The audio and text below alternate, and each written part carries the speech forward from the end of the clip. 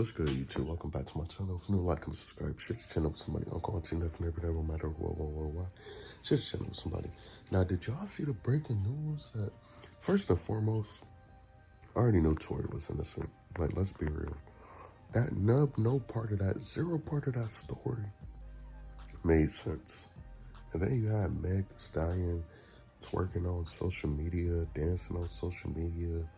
Like, she didn't even look like, trust me, coming from where I come from, I'm from Detroit. I know how it is when people I know how people react and how people move, and trust me, after getting, you're not gonna act like how she was acting. Let's be real. But, yeah, Tory's innocent, man. Let's just get into this video. All right, welcome back in here to Live and Out from Fox. I'm Andy Mack. Let's turn our attention to new developments involving Tory Lanez after a stabbing at a California prison. We do know the alleged attacker. More information here. This courtesy of TMZ. The guy who allegedly attacked and stabbed Tory Lanez in prison is serving a life sentence for a murder charge. And this wasn't his first violent incident behind bars. The alleged attacker was identified by authorities as 42-year-old Santino Casio. Prison officials say he's why serving you a trying life to take sentence him for out second-degree murder specifically? And was previously convicted for an in-prison Like, assault why? with a deadly weapon. So we're following the latest here on Live Now from Fox, and we're also learning more information about new evidence being brought forward in this case involving Tory Lanez. And we watched it here on Wednesday as the legal team sought justice in the case of Tory Lanez. They presented new evidence that suggests he never fired the weapon the night Meghan the Stallion was shot in the Hollywood Hills. Lanez is currently serving a 10-year sentence for the shooting.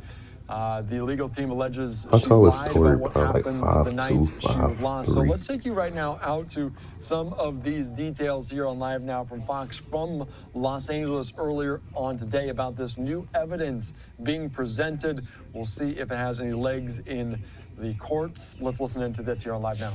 Here, some really, really compelling new evidence that you've never heard before. Our legal team will explain all of that to you. We will have updates on Tory Lanez, Mr. Peterson, on how he's doing. I'm just mad he been in it. Don't she in the back look so irritated? It's really sad to see the situation. Did she have a hangover? What's wrong with her? Is she and we tweaking? think it's time. Enough is enough.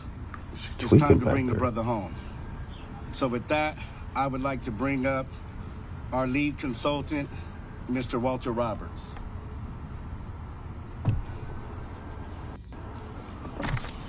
Good morning. We are here today to bring to your attention some information Unite the People believes is exculpatory in Mr. Daystar Peterson's case, professionally known as Tory Lanez. Recently, we've been made aware that a member of the media, Mr. Gianno Caldwell, was working on an op-ed for the New York Post regarding Mr. Peterson's innocence.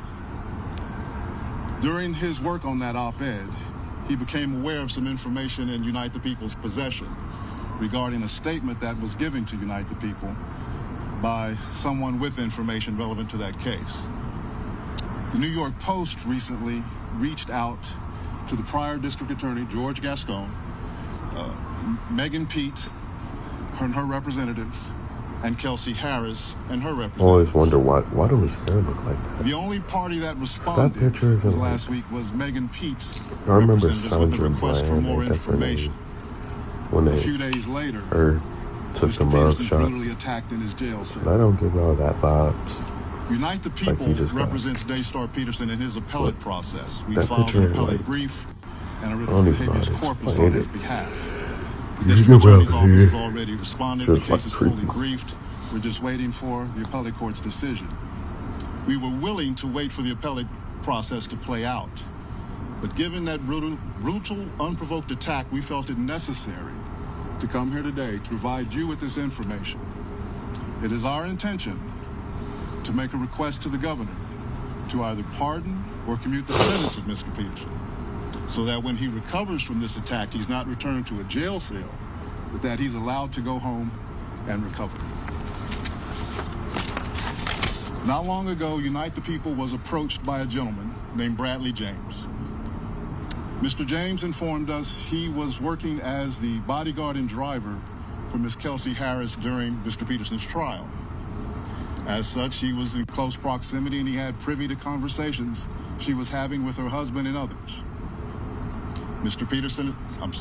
James informed us he was not under a confidentiality agreement and was free to speak with Unite the People, and that he was doing it because his conscience would not let him not speak and leave a man in prison for something he did not do. I ain't gonna lie, he should have spoke up sooner. The security guard, he should have been witness to the conversation Ms. Why you Harris wait till had, where she stated he broke out of jail she had the gun and he get she fired it 3 times just to speak up? Mr. Peterson grabbed her arm and knocked That's it why I down. don't like this new generation, this new culture, because I ain't even gonna lie to y'all. I say Mr. everything never shot nowadays anybody. is just Never even touched impersonation that of gun. black culture. Never It's fired like the gun. all this This snitching, statement aligns with the statement 90% of the world non-party witness put to in the any case, Mr. Sean position Kelly, is snitching. who at trial 95% of the testified world, maybe he even saw 2 women 98% fighting, of the world 2 men put in break up any the fight, position is 1 man snitching. grabbed the Come other on man's now. arm. I tell anybody Gunshots came 1 from the year passenger side. they snitching. Passenger for a side is where fact. Ms. Harris was sitting. This This generation is further so like, iterates oh, I'ma laugh about you that because Mr. I don't Peterson want the blame on did not me, or shoot Miss Pete, I don't know. did not shoot at Miss Pete, or did not assault Miss Pete. I'ma laugh at you for something It's just I can't another do. irregularity in a list of irregularities in this case. For example, there were 3 potential suspects in the car that night, and yet the only DNA sample was taken of Mr. Peterson, even though unknown DNA was found on the gun. Why wasn't Miss Harris's DNA taken? Or was it taken and the information simply never given to the defense?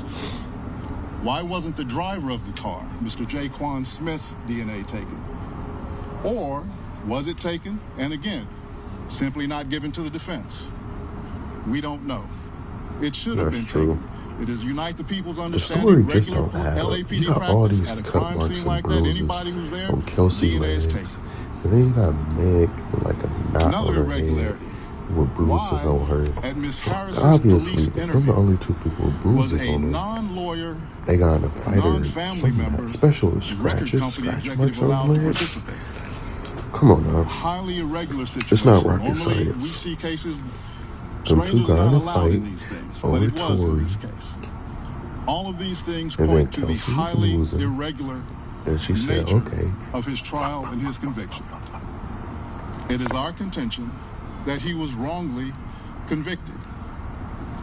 And while we at first were willing to let the process play out, it is our contention now that if he is not pardoned or released promptly, he may never come out. And that I hope would that's be the not his ultimate court fit. injustice. That's his Is court that he fit gets with a killed in backpack. prison He for going to something jail, he bro. did not do. I hope that's not his At court this fit. time, I'd like to bring up Mr. Gianno Caldwell, the media member who was working on that op-ed for the New York Post. Thank you. Thank you, Walter. Good morning. Thank you for coming today. My name is Gianno Caldwell. That is spelled Gianno. Caldwell, Caldwell. I am the founder of the Caldwell Institute for Public Safety at caldwellinstitute.org. I am also a member of the press for almost a decade now. I've been looking into Daystar Peterson's case for almost 6 months now, professionally known as Tory Lanez. And after reviewing the evidence, the reporting, and the legal analysis, I've come to the conclusion that Tory Lanez was railroaded by the former district attorney, George Gascon. He was also wrongly convicted. I believe if Jesus Christ was Tory Lanez's attorney, George Gascon would do whatever in his power to ensure that Tory Lanez lost that case.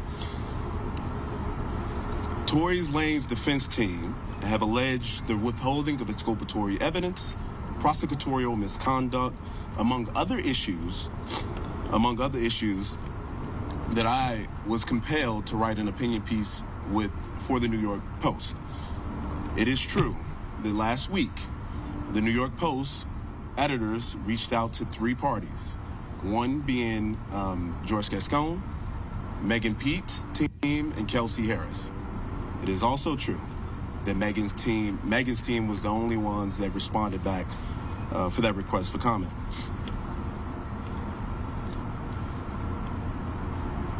I had some glaring questions, and that was the reason for this op-ed. Things didn't make any sense to me, many issues in this case, and I was shocked by the lack of interest from the media to ask very simple questions.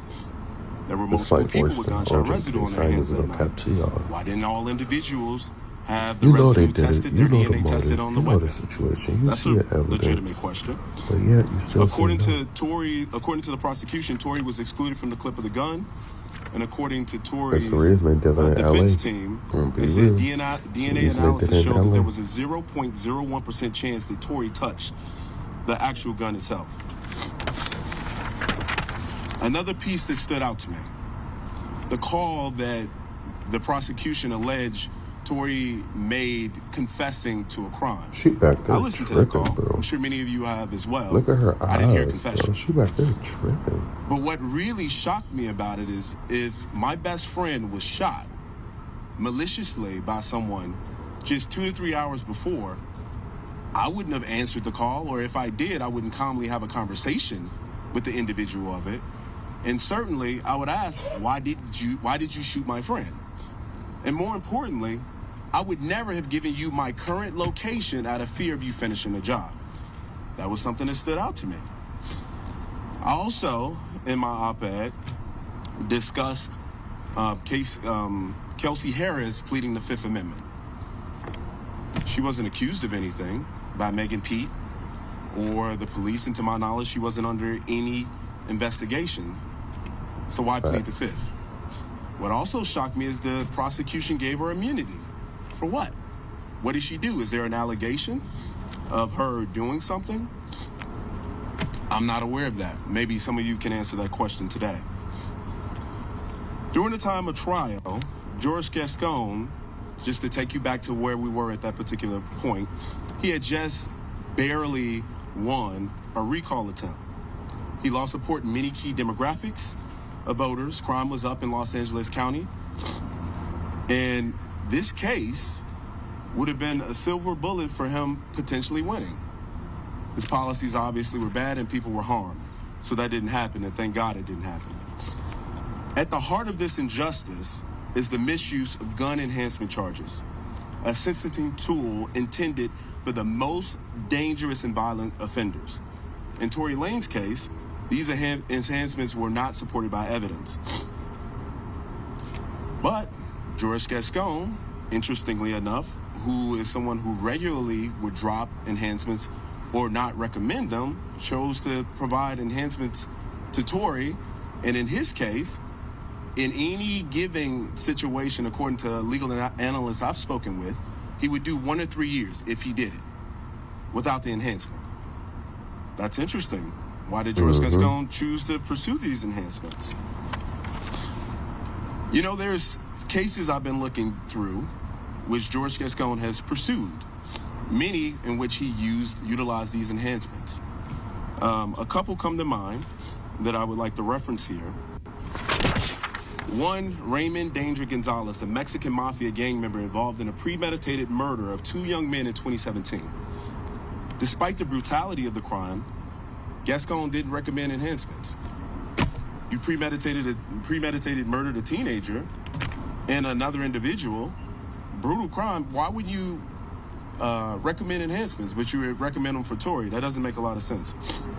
He also didn't pursue sentencing enhancements for the senseless murder of General Hospital actor Johnny Victor in Los Angeles in 2024. There's a lot of issues with this case. Many, I think, that the media should be pursuing all angles of it. We should not allow there to be unanswered questions. We should pursue open questions without fear or favor to anyone. That includes Mr. Tory Lanez. In his letter from the Birmingham jail, Dr. Martin Luther King wrote, "Injustice anywhere is a threat to justice everywhere.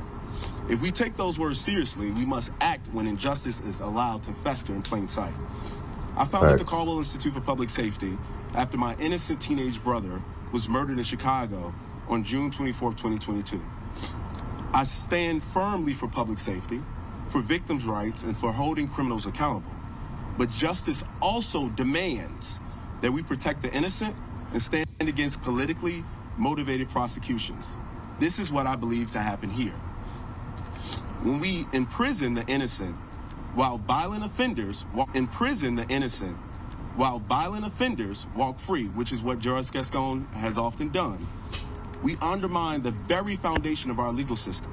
Mr. Peterson was never given a fair trial, free from bias, political interference, and media-driven pressure.